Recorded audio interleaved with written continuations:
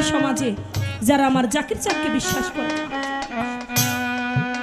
যারা আমার বৈরাবুড়িকে বিশ্বাস করে, যারা আমার কালুসাকে বিশ্বাস করে, ওইরকম কিছু লোক ছিল আমার খাজা বাবার বেলায় যারা আমার খাজা বাবাকে বিশ্বাস করতো না। তারা বলে কিসের খাজা, কিসের কুতুবউদ্দিন, এমনি ভাবে যদি ধর্ম প্রচার করে আমাদের যে বাপ দাদার ধর্ম আছে তাহা নষ্ট হয়ে যাবে। যেমনি হোক কুতুবউদ্দিন বখতিয়ার কাকীকে আলতামাজের দরবার হতে তাড়াইতে হবে। কয়েকজন লোক মিলে একটা পতিতালয়ে গেল। পতিতালয়ে গিয়ে বলে এখানে সব থেকে সুন্দরী কোন নারী?